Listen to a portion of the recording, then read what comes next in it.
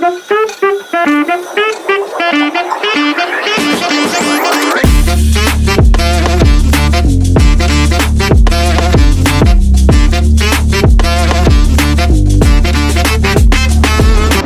made it. Move these bits out of the way, let's have a look. It looks quite clear. Right, you need a band this evening, so it's what I've been teaching in the studio. It can be, but it's been found to be quite challenging. But as I say, a couple of bands. Now, you could use a couple of balls if you want to. So you could, if you've got your trigger point balls, you can use those in a minute for when we do the hip work, but I've also been teaching it in the studio without using the trigger point balls, so again, that's totally up to you. So as long as you've got your band, that is the main thing. So we just place your band down for now, and just think about bringing those feet in. I don't want to adjust the camera, which I'm going to have to. What I might do is just move it. I'm going to put it on the mat so it really indent. Might be a little bit better. Doesn't make much difference, does it? Well, I think you all know sort of where I'm at. So I'm going to move that up, otherwise it's quite a good.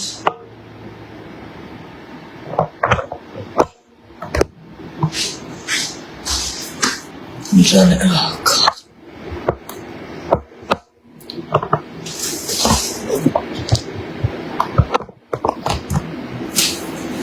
There we go. Right. Just let your shoulders have a little bit of a circle round first of all. And I can see the ceiling as well. Circle those shoulders round. If you usually have a block, as I said, at the back of the head, you know, your rest position, use one. If you usually have a block underneath the knees as well, you may feel a bit better. That's better. With blocks under the knees. So just bring your left arm up and then lower it back down. And again, just lifting it up and lowering it down. Really like a little test, as well as sort of warming up the movement. That should be pain-free. You lift your arm up as high as you comfortably can. So if you find that hurts, or there's any impingement, any tweaks, then of course you reduce range of movement. Come to the other arm, just lifting up. So if you are in the studio this week, you'll be doing this as well, in the studio. So again, just lifting up, lowering down. Last two. And then we're going to have a change of arm position, and it's going to come from the shoulder, not from the hand. So you're going to lift the arm up, and then you're going to bring your palm to face me, back to chopping position, and down. So do that again. So you're not twisting the wrist to face me, you're getting the movement coming from the shoulder, back and lower. So it's a very subtle move, but you can definitely feel the shoulder having sort of like an internal rotation. Just do a couple more. So, and then one more. So when you're lifting up, you're just bringing the palm to me, you're not sort of trying to twist it the other way, and lower. And let's do the other arm. And sometimes I do find with some individuals that they struggle with, I don't know if it's that spatial awareness, but it's when they can't see what's going on, they sort of struggle with that hand position. But as long as you can feel that little bit of rotation, then that's fine. And you're drawing the arm down. Can we do one more? And then from there, just have a go with both arms, just lifting up, rotate, back and down. Take them a little bit wider, forwards to me with the palms, and lower. Again, so it's 1, 2, 3, 4. And hopefully you can see that my shoulders are not doing that. Round, back, well done. And then from there, just let the arms have that swing around. Tapping through the toes. Gravity literally is just taking your arms around you. Now, I want you to just pick your bands up. We will all work with different ranges of movement. This one we have done before. So depending on your arm span or your wingspan, depends really on where you hold the band. So if you're shorter arms, you may need it a little bit tighter. If you're quite tall, then that resistance might be fine, because I don't want you holding it and pulling it up. Yeah, I want you to just nice and lightly bring it up, give it a gentle stretch, and it'll probably come down to the crown of the skull and then back to your thighs. So it's just coming to crown of the skull, not behind. Up, squeeze, and have the feeling the shoulder blades, they don't have to draw in, but imagine you're drawing them in. So it's just getting those muscles. Now, that's it. So where you can feel it's not so much up here, keep going, but it's more under, out, and also sort of mid-back. Great one, really posturally. Now, as you're moving through, because remember we were working the synovial joints, we're getting the extra, these fluids around the joints. If you're getting any clicks or clumps, just stay with that range of movement, or if you need to, reduce it.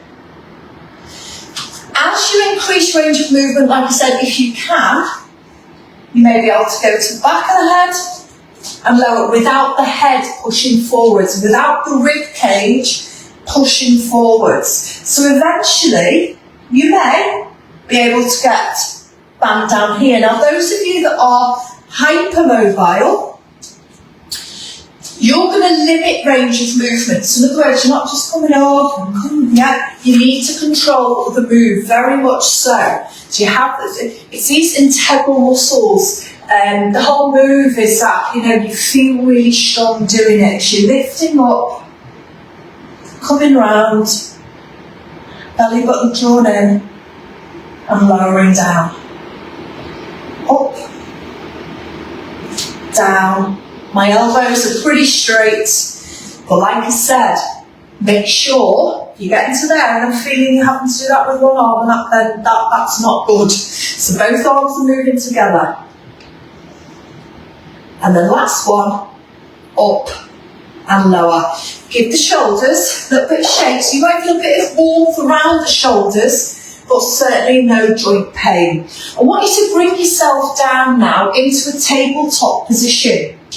So once you're down, have a bit of a wiggle round, let the shoulders sort of move, let your wrists have a bit of a circle as well. Now what I've been also working on last week, this week, is what we call wrist deviation. So it's when our wrist moves like that. Yeah, so we do a lot of that, when we're at plank, but this is now sort of going from side to side. So I want you to, in your tabletop position, from here, start to move from side to side, from the shoulders. This should be fine for all of you, actually, or for most of you. There shouldn't be certainly any pain in the wrist. I've got a few beginners in studio, and I sort of see them going like that, because I'm not used to weight bearing. For us, we are. I'll move back slightly. So as you're moving from side to side,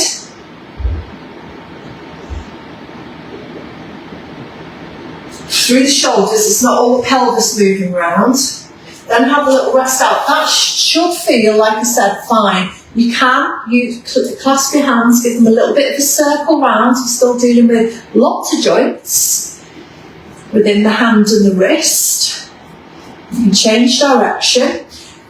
And we're going to have a little go of that in a plank position. Before we come to plank, nearly forgot this a little bit, I want you to just tuck your toes under, spread the fingers out and just lift the knees. and lower. Just lift the knees and lower. So we lift and we lower. Chin tucked in. So you can lift, slight pause and lower. Slight pause and lower. 3 more. 2 and 1. Okay, so you will have felt there the wrists, upper body having to work a bit harder as you were removing that base of support. Now we're going to come into a plank position and we're going to do the same as what we did a minute ago in tabletop, side to side. If it's too much, come back into tabletop. So you'll come into your plank, heat up, and from there, just gently moving from side to side. Keep going. Do 5 of those, left to right, 1. Keep the knees lifted, push those heels away from you. You've got a belt around the waist. Hopefully now you're back down, in rest position, knees down, have you stretch back. So in effect, it's very much a post sort of rehab exercise, rather than rehab, but we're doing it obviously to help with our wrists and our wrist strength, and working on grip in a minute, is you can do it on a table and literally just move side to side. So of course we're using whole body weight, warming up to that point. The other one you can do, all about the hands, just make sure as well now on this one you've got just a gentle grip, so you're using the pads of the fingers, and as you lift up, now knees are lifted, again you can just weight to the left hand, weight to the right hand, long spine, natural spine, so you're not tucking the tailbone under, you just go in as you can, the head lifted, and then from there again, come back to centre, have a rest down. When you're doing your bear holds, as we can call them, you may feel quads a bit more, you may feel, the centre muscles, and that's fine. Give your wrists a nice circle round. We're going to now come into a swimmer. So with your swimmer, just do your normal swim. We'll alternate. So we're holding left arm, right leg, and you'll have that stretch away and back. And you're going to alternate. Now we're going to do about 5 of those, so left and right's 1. Think about that as steady as you can on that mat. Have a slight pause. Keep it slow, keep it controlled. Leading through with the fingertips. Leading through with the fingertips. When you've done your 5, so your left and right, have your rest down, and I'm going to show you now where we put the band. Now for me, I find it easier, holding the band, but I found a lot of people struggle with it. So I've got one part of the band in my right hand. Now the other side you can put underneath your left foot. Yeah, easiest way I found for me and other people it's helped as well, is to kneel, step onto the band, and make sure your right hand, the thumb is in, and then you come down, yeah? Keep your toes down so the band doesn't flip out and slap you on the backside. Hands are level, so hopefully from the side, my arms are vertical, my leg is vertical, my thighs, and I'm just going to push the leg away and bring it back in. Now the great thing with using bands is you're also getting a stretch. It's nice for the fascia as well. Rather than using ankle weights, you've got this resistance, get a bit tougher till you get to your end range of movement, and then you've still got your resistance on the way back. 3 more here. The other leg, we want to keep nice and steady. So I'll show you as I come to that side. So as I push away, I don't want my right leg or my hip, my pelvis swaying. When you've done that last one, watch first of all, we're going to bring the arm into it. Now your wrist is going to be in a punch position. So you're not having your palm now facing forwards. You're going to have your band as you've just had it, but this time you're going to hold it in a fist. So as I'm pushing through my leg, it's that part of the knuckles closest to you, that flat bit, and therefore we're going to be working through the shoulders. So what you're not doing is letting the wrist fall forwards or back. So have a go. What we want to do is try 5 or 6. So you're going to inhale, lengthen as much as you can, hold, and then back. Again, because there's no spinal movement, it's very much stability here. It's up to you how you breathe. I like to get an in-breath and then slowly bring it back. So do you see what I mean? You've got a couple more to do. How you're working on the way out and controlling the resistance on the way in. Once you've done that, have a rest, change feet. So now place your feet, right foot into the band, exactly the same, and I'm going to just link it around my thumb, palms down, and I'm going to now push through my right leg. I'm holding the band to put it nice and steady, and I'm just pushing away and bringing it back in. So I'm just pushing it away and bringing it back in. What I'd say, 3 more, is the pitfalls to this, and what I've been picking up in the studio is people's knees are not straightening. So have the feeling, of your knee just gently pulling up towards your thigh bone, not snapping it out, but feeling the knee lengthening through. From there, we're going to add the arm. So it may feel different to the other side, that's normal as we know. Think about your centering. And again from there, have a push. Now even though I'm right-handed, I still feel stronger on that side. And if you're doing this correctly and holding everything steady, it's very normal to feel the posterior chain muscles working as well. We're working at length, isometric, and the muscles are long and lengthened, skeletal muscles, and then also as everything comes back. So we're isometric and then bringing it back as everything comes back, isotonic. So as you lift and then slowly come back. Well done. Once you've done your 5, have a rest out, and we're going to do 1 more set.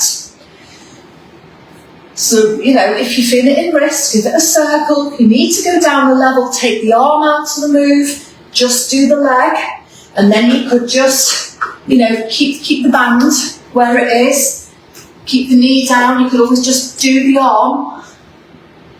Yeah, so you either just do the leg or do the arm, otherwise have another go. So I want you to do 5 again on that left leg. Take your time, and arm. And while you're doing that, just take your time. I'm just going to grab the clock out the therapy room.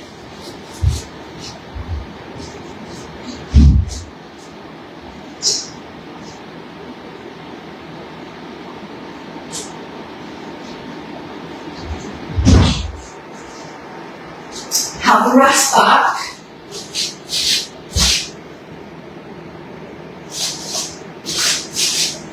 And then again, have a go on that other side. And hopefully you can feel the stretch as well. I really like the stretch as you're reaching away. So you sort of really lengthen out. It is a different way, which Pilates is the only way of working. Through the muscle fibres, as you're lengthening through those muscle fibres, and slowly coming back. As you reach and back. Please don't forget that you may have already the fist. Did it feel easier that second time? So you've done 2 sets, left and right, and then you've gone back, done your left and right again. May have felt easier. I must admit, people have struggled with it, because it's different as well with gravity. So see it as a shoulder raise, but again, very different in that position. Right, putting the band down. Because now we're going to do swimmer. And you may find your arm lifts up a little bit higher or a little bit easier because we've had the resistance stretching and strength. So you're going to alternate.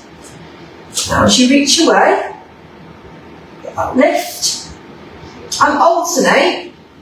You can alternate or do a few on one side. And you may feel nice and light, but it may also make swimmer a stronger move for you. Really connecting.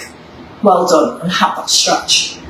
Again, so you could go on to do, another, as you get stronger, 3 sets of that, sort of 3 sets of, work up to 8, left and right. As soon as you start to feel that technique going, which it will as the muscles tire and the lower back starts to dip, your arms you're not quite extending the elbows, or some of you might just be, getting to here, work on that. And that's why I always say, repeat the classes. You can go to the gym and just do the class and never do it again. It's repeat, repeat, repeat till you get stronger.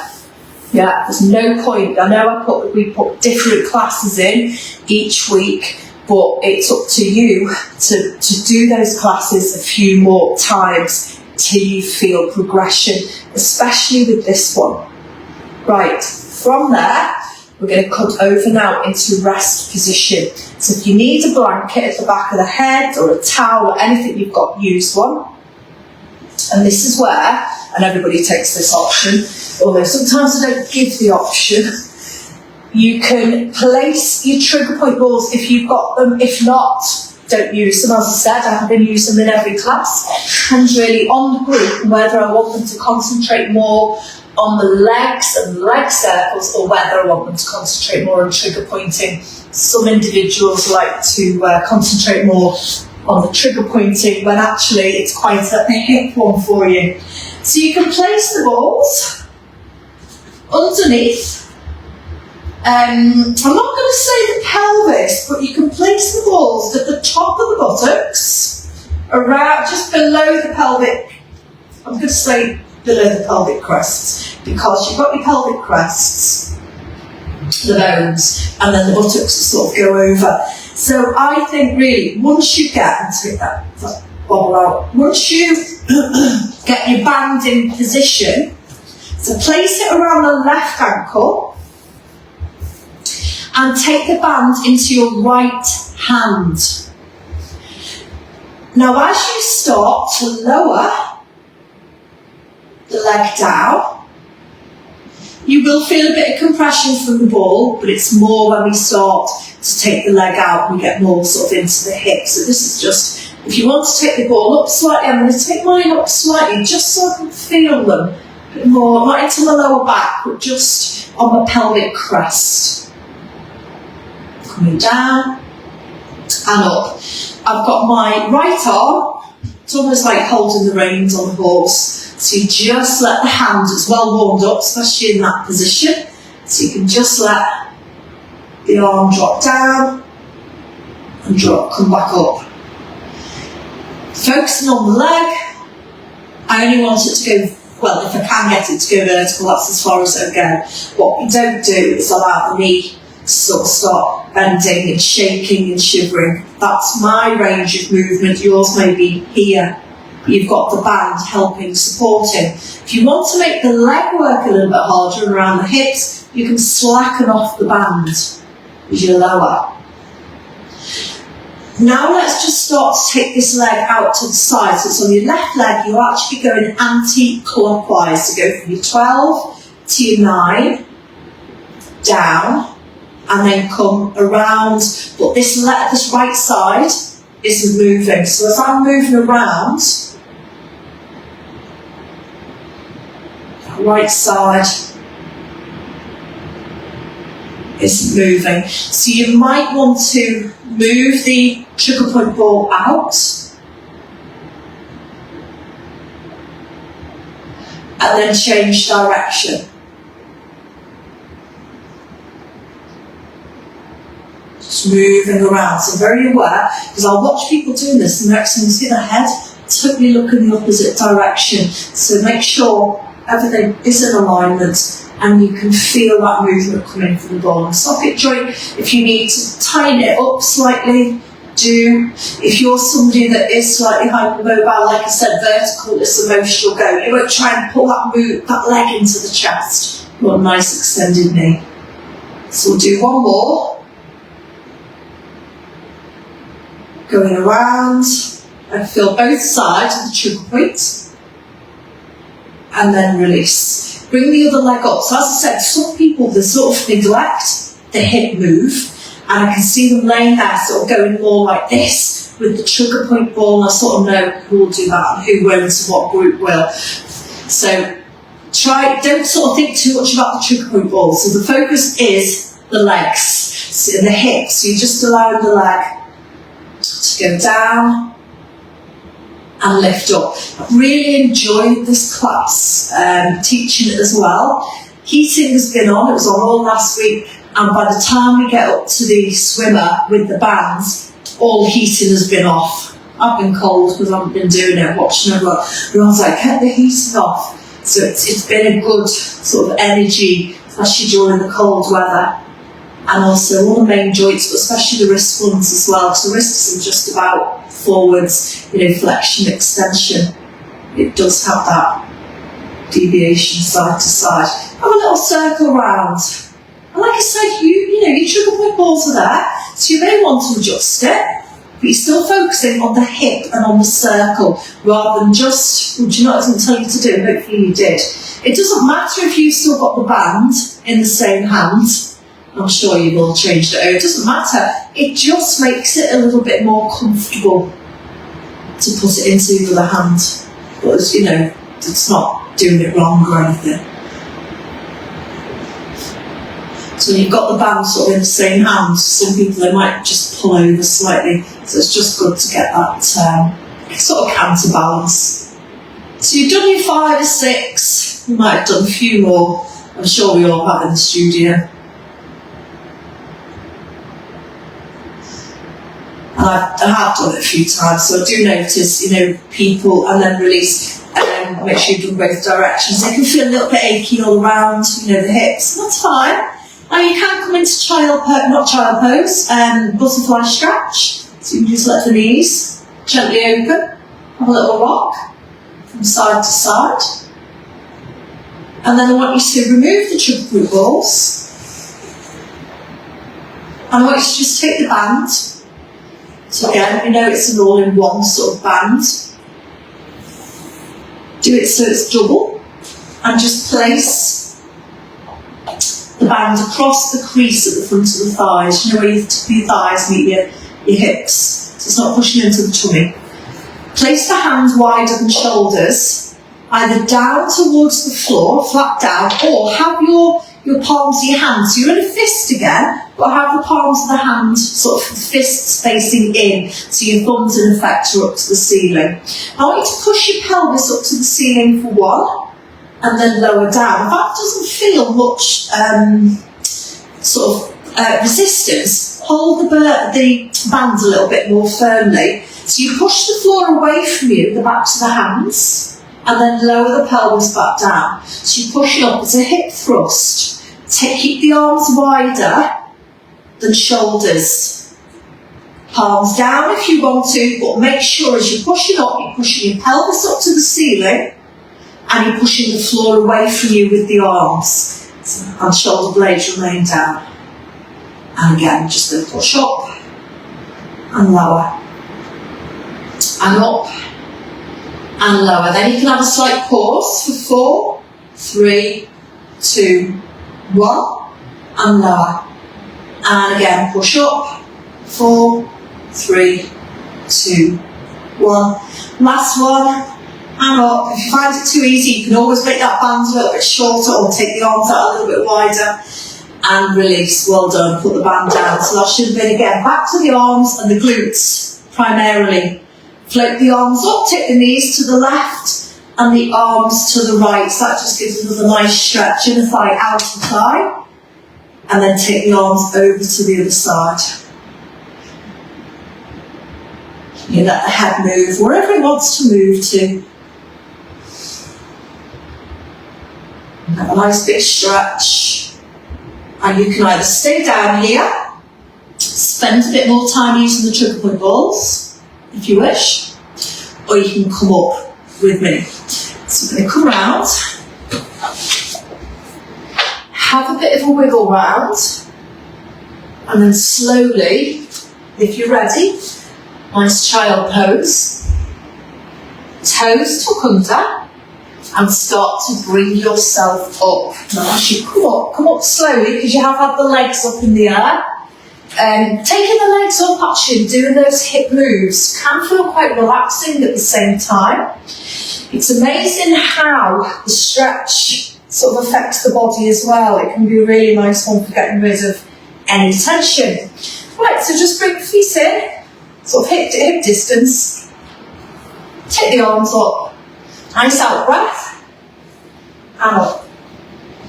And again, one more. Arms round. Give yourself a shake. And a good old clap. And a high five. I'm so